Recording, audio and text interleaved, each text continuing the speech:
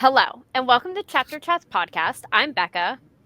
And I'm Brett, and we're here to break down books chapter by chapter, giving you a summary, and we'll talk about our thoughts while reading. Once we finish a book, we will talk about if we would read it again, our overall thoughts, and our overall rating of the book. At this time, here's your spoiler alert. We will not be holding back. Spoilers will happen. We also need to preface that we both have read the original 3 Hunger Games books, as well as read Ballad of Songbirds and Snakes. As we are reading Sunrise on the Reaping, we will be discussing possible connections between the books and how each Hunger Games intertwine. I also think we should go over super quickly which Hunger Games occurred in each book. So, the Ballad of Songbirds and Snakes follows President Snow before he was president, and he is a mentor of the 10th Hunger Games. We know that Lucy Gray Baird won the 10th Hunger Games thanks to President Snow, and she was from District 12. Then we have this book that we will be reading and discussing, Sunrise on the Reaping. This follows Haymitch and his story winning the 50th Hunger Games, aka the second quarter quell. That brings us to the original Hunger Games books. The Hunger Games follows Katniss Everdeen in the 74th Hunger Games. We know Katniss and Peeta Mellark are the winners of the 74th Hunger Games. Next is Catching Fire. Again, we are following Katniss and Peeta, this time in the 75th Hunger Games, aka the third quarter quell.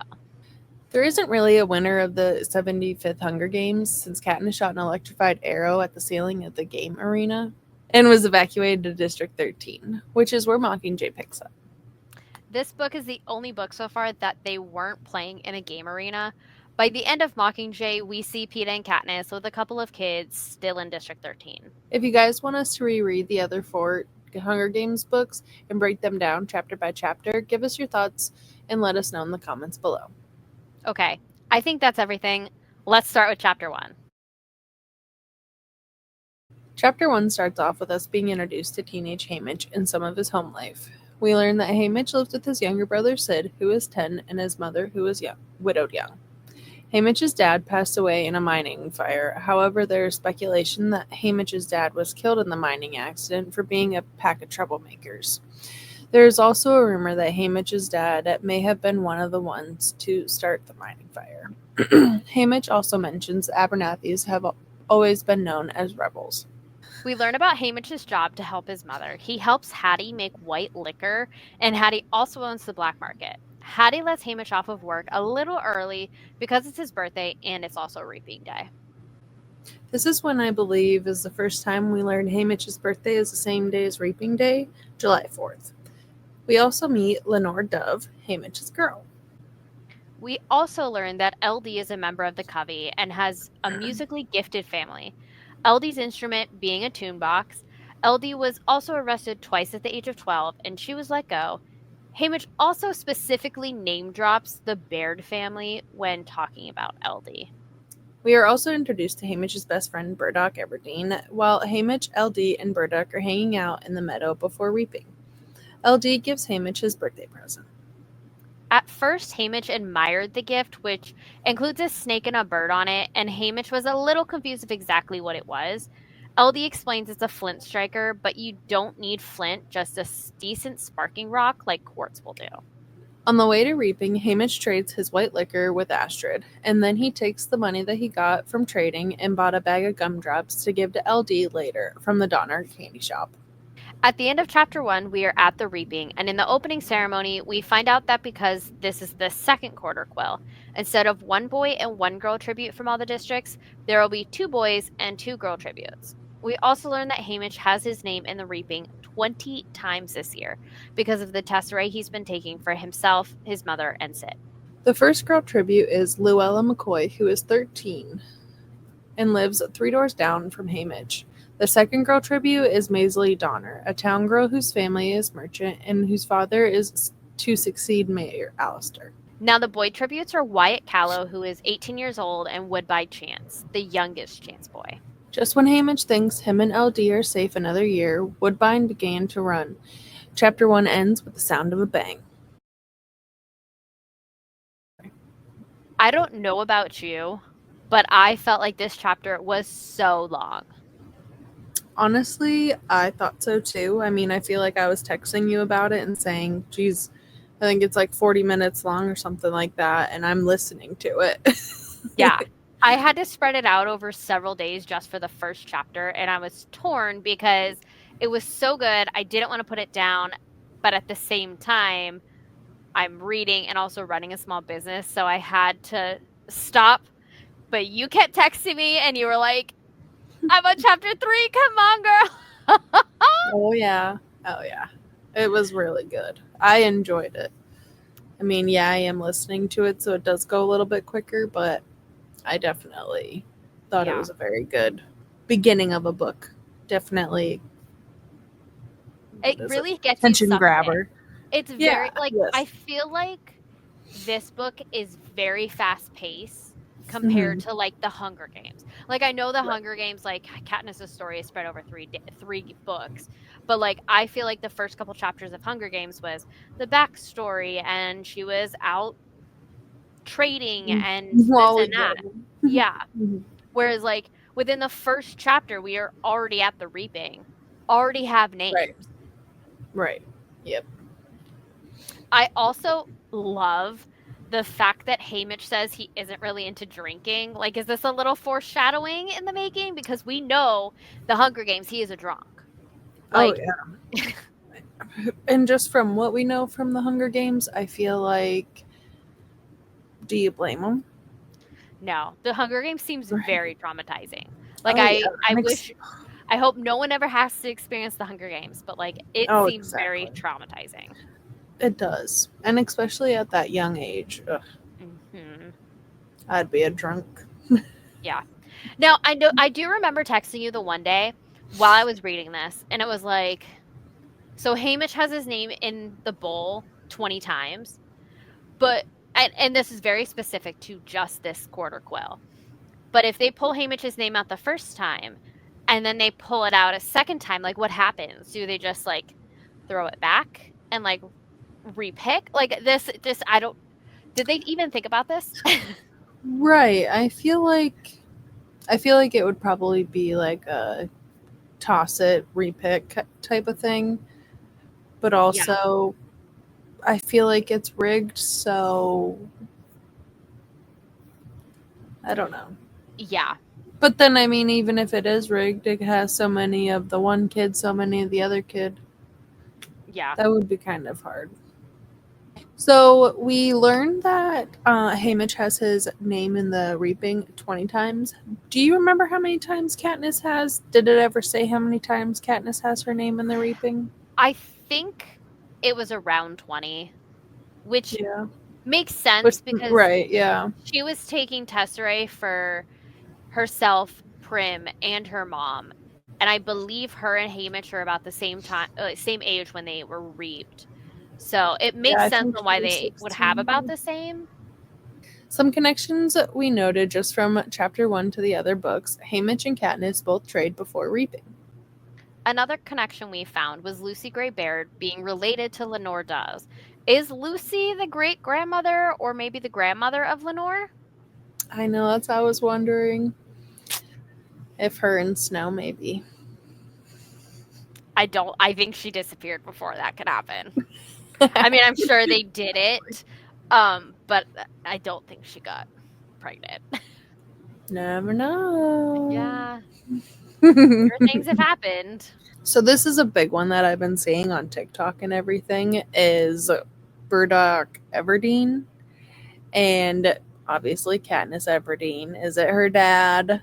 I'm thinking it is because it talks about him and Astrid and she's way out of his league and then it says that nobody ever falls or a town girl never falls for a scene boy.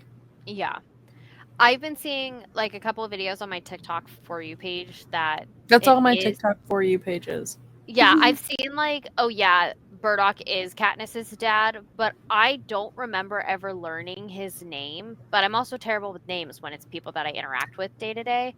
So maybe we already know his name's Burdock. Maybe we I learn it don't think further on in the book. I don't think that we ever learn Katniss's dad's name. I don't even know her mom's name. Yeah, I was gonna say I don't think we ever learn her parents' name. So I believe this would be the first time we're learning their names. Yeah, maybe the people on TikTok have gotten further in this than we have. Connection number 4, in the Hunger Games, Katniss was given the Mockingjay pin from Prim, and it was Katniss's district token that she took into the 74th Hunger Games with her. Is the flint striker that LD gave Haymitch another connection or some foreshadowing? Like someone gives you a gift that is your district token into the games. We don't know this now, but maybe in a couple of chapters we might learn. Connection number 5, which isn't a big connection, but we're still going to mention it, is one of the tributes from the 50th Hunger Games and the 75th Hunger Games were children of merchants. Maisie Donner is the candy shop owner's daughter, and Peeta Mellark being the baker's son. I know another thing that I texted you while reading chapter 1 that I was kind of confused about was we hear all 4 tributes' names, but because of the Hunger Games, we know Haymitch wins the 50th Hunger Games. So, like, how does he become a tribute?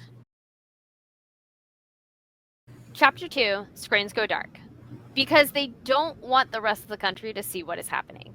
We learn that Woodbine was shot in the head by a peacekeeper. Peacekeepers kept shooting, more as warning shots, but unfortunately some innocent people on the outside of the crowd got hit.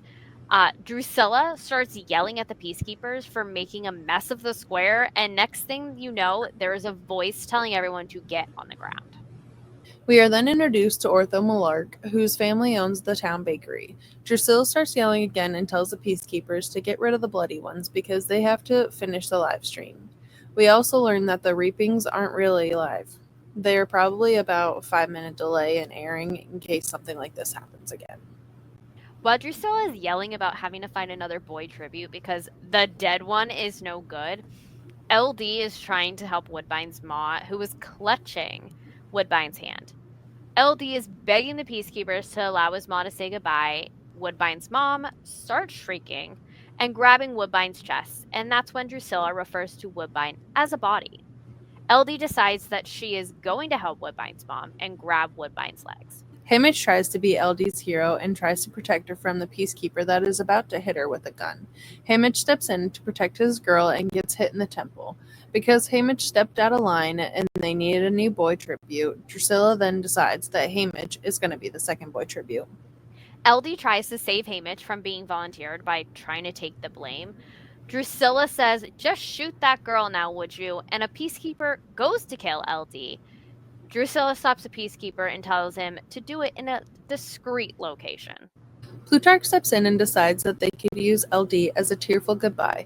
Drusilla then figures out how to make it look like it isn't a setup, and Haymitch is a second tribute pulled. They are now refilming the 2 boy tributes being picked. Drusilla even threatens to kill everyone to get everyone just to shut up. They pull out Wyatt's name, and when Wyatt returns to the stage, Drusilla then calls Haymitch's name, and Haymitch makes his way to the stage. Haymitch looks for LD in the crowd, and LD mouths to Haymitch, "I love you like all fire." And Haymitch says, "You too." And the cannons and cameras go off. Drusilla rips off her hat and takes a glass of champagne, and then starts insulting the citizens of District 12. Drusilla calls them filthy beasts, and then tells them to go home before the smell gets in her hair. Too late. People then start leaving the square with relief of making it through another year. Haymitch noticed a peacekeeper restraining LD, and Haymitch begins thinking that he should have stepped in way sooner than he did. Luckily, LD's uncle steps in and bribes a peacekeeper to let her go, and she gets to walk away.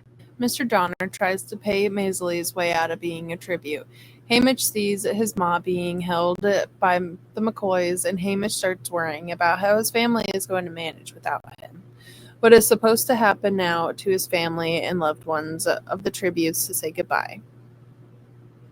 Haymitch knows he should wait to say the final goodbyes, but he tries to give his ma and brother a hug. Drusilla then makes the call that none of the tributes get a goodbye because of what happened at the reaping, and all of the tributes get cuffed. Thank God Plutarch stepped in, and he said he needed more reaction shots, and he picked Haymitch and Luella for a reaction shot. Plutarch wants to reenact the way the families reacted to hearing the tribute's names called. When they tried to film the McCoys' reaction to hearing Luella's name being called, they remained reactionless. And that's when Plutarch has Luella removed and placed on the train. But then the McCoys give the reaction Plutarch wants, unknowingly. Plutarch tries to bribe Hamish's mom to giving him a reaction for a minute to say goodbye to Hamish. And Hamish tries to tell his mom not to do it, it's not worth it. But his mom agrees to do it if she gets to hold Hamish one more time.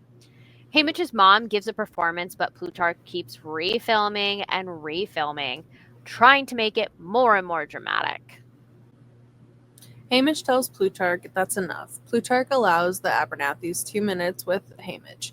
Hamish gives them everything in his pockets and asks Sid to give LD the gumdrops. Hamish tells Sid he's the man of the house now. Drusilla then breaks up the moment and tells Plutarch that she will leave without them. Peacekeepers rip Hamish away and then shock him, and he goes limp. The peacekeepers cuff Hamish, and he is now thrown into a train compartment with a single barred window. As the train was leaving, Hamish is looking out the single window and is trying to memorize everything, as this may be the last time he sees it. And this is when he sees LD on the side of the ridge holding her bag of gumdrops. So we know Hamish is being replaced as the second tribute was unfair. This makes me wonder how many other tributes were rigged or not fairly chosen. Oh, I know. Chapter 3, we are in the train with Hamish and holding his swollen hands from punching the wall. He wonders if a broken heart is a real thing. Hamish thinks about how he is never going to see LD again, or hear her laugh again, or hear her play her tune box ever again. Hamish then begins to reminisce about Sid pointing out constellations out to Hamish and his ma. Hamish wonders if his mom will be able to manage things without his wages from Hattie. Hamish talks about the previous games.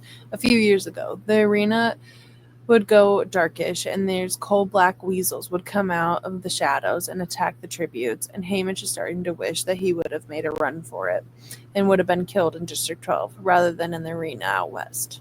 Plutarch sticks his head in the car and asks Hamish if he is up to joining the others, and Hamish feels like he owes Plutarch something since he was the only one who got to say goodbye.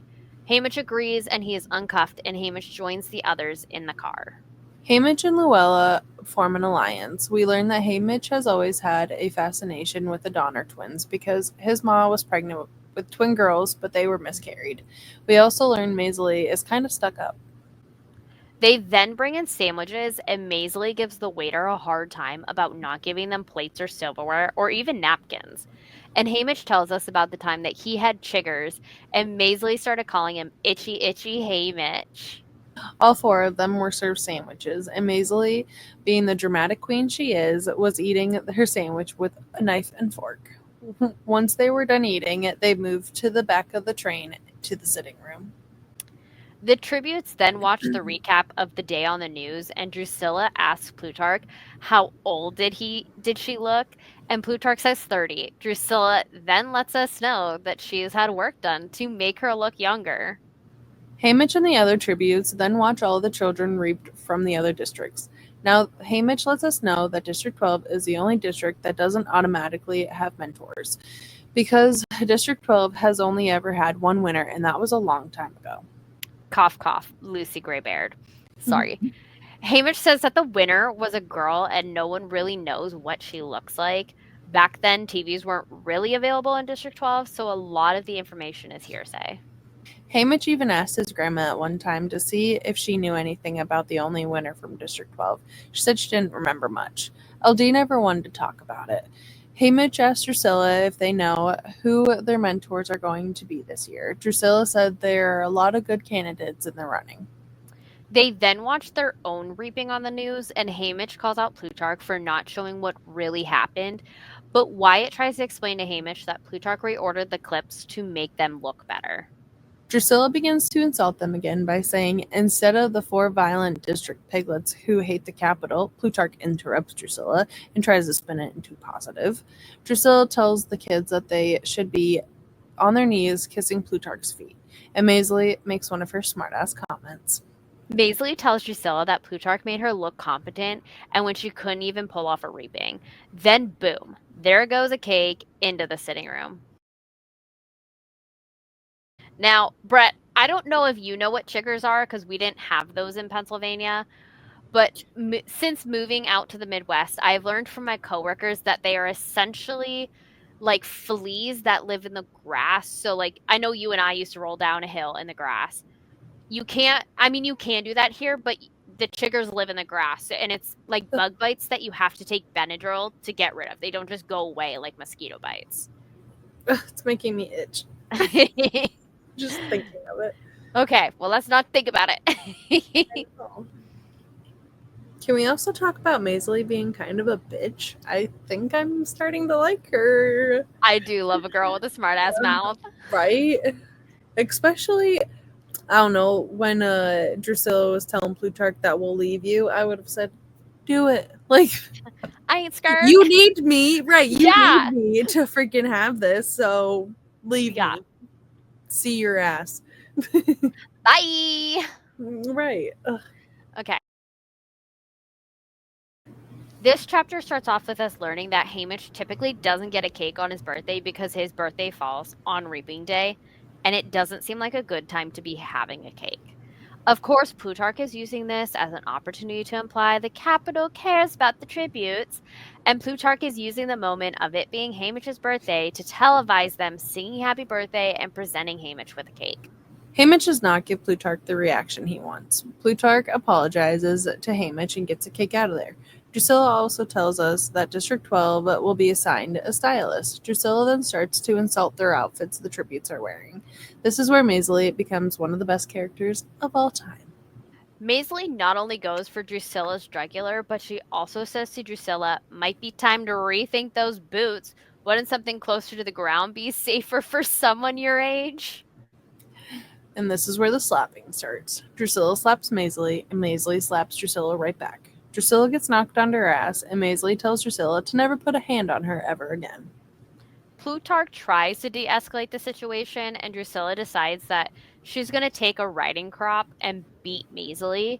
Drusilla was not stopping, and Plutarch had to get 2 peacekeepers to get Drusilla off of Maisley. And Drusilla tells Maisley, I will destroy you before you ever make it to the arena.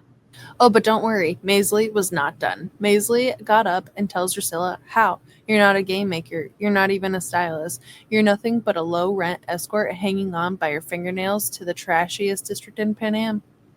The tributes are then shown their car with the 4 bunk beds and a bathroom. Maisley talks to Hamish, wanting to see his flint striker since she collects jewelry. We are also told about the Mockingjay pin that Maisley and her twin sister Marilee had. One was lost in a well, another one was somewhere in the Donner house. There really wasn't much on this chapter to really discuss. I mean, other than Maisley's attitude, they're pretty much just on the train going to their destination. But I am so here for Maisley's attitude. Give him hell, girl. Give him hell. Drusilla deserves every little bit of it. Oh, hell yeah.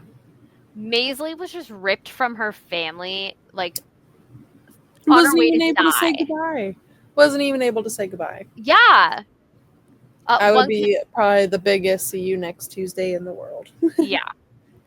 Especially because I know I'm going to die. What are you going to do? Kill me before? Yeah.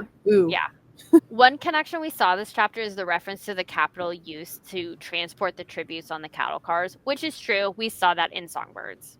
A potential connection that we thought of was the Mockingjay pin that Marilee and Maisley had. Do we think that one of them might be connected to Katniss and her game token?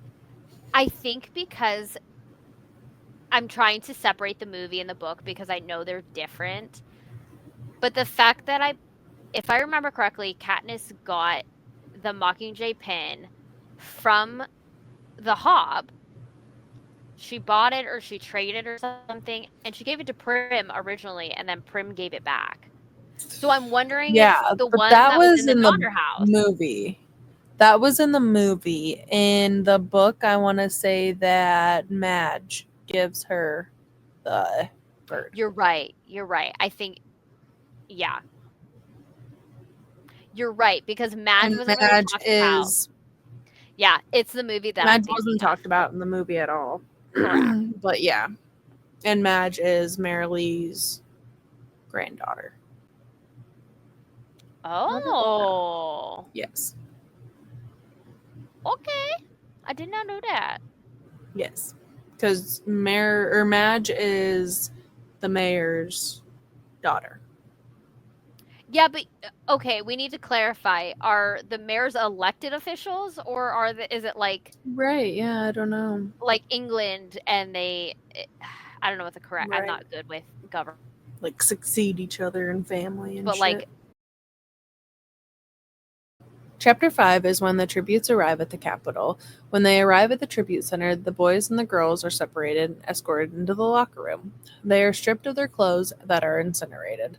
But while they are removing Hamish's clothes, the peacekeepers notice Hamish's necklace, aka the Flint Striker. The peacekeepers ask if it is Hamish's token, and Hamish says it is.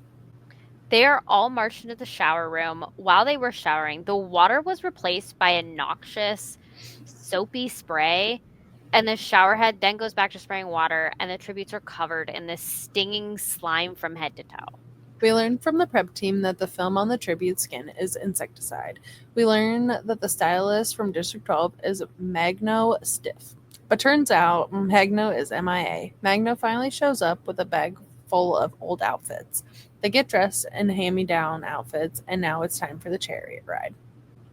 While on the chariot ride, a firework goes off and spooks the District 12 chariot horses, and the horse start running.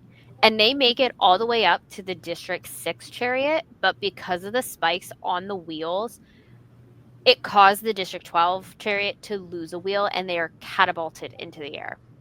Hamish is lying on the ground, his hands puddled in blood, but Hamish realizes it isn't his blood, it's Luella's. I feel like for it being the 50th Hunger Games, it is chaotic. It is so That's an unorganized. understatement. Like, it's been going on for 50 years. Mm-hmm. Shouldn't the Capitol and the mentor, well, not the mentors, but the stylists, the escorts, the everything should be a bit more prepared.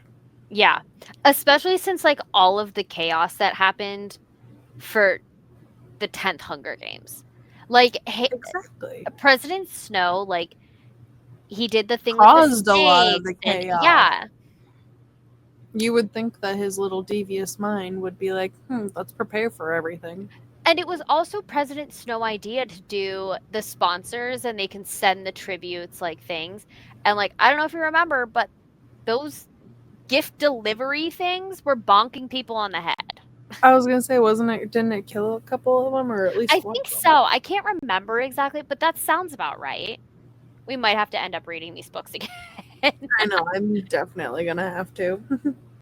Another question is how many of the tributes are going to die before this game even starts? First we had Wombine, now Luella, and those are the only two that we know of. We don't know what happened in the other districts. Has there been another runaway execution situation or I want to know because we clearly know that things can be covered up. They are not fair in any which way. No. It's all what they want you to see. Yeah. I will say, for only being 5 chapters in, this has me not wanting to put it down. I feel like this book is very detailed, but doesn't have as many pages as the Ballad of Songbirds and Snakes. It's about the same size as the original 3. Yeah. And it's so, it has so much detail in it already. It does. It definitely has a ton of detail. Mm-hmm. And a fast-paced detail, I feel like. Yeah. I physically read the chapters and then I went back and listened to the audiobook to write summaries for our podcast, but I still even listening to it 2 or 3 times, I still miss details. I found more and more details each time. Oh yeah. Just going back and re-listening to it, I'm like, oh wait, that happened? Oh. Yeah. That did happen. And going through this with you, me and you are both like, wait, did it happen this way or this way? Yeah. I've definitely been Snapchatting you while I was reading. I'm like, what the fuck? Well, guys, that was chapters 1 to 5 of Sunrise on the Reaping by Suzanne Collins. Don't forget to subscribe and follow us on TikTok. Also, let us know what your thoughts are on the first 5 chapters. We'll see you next time. Bye! Bye!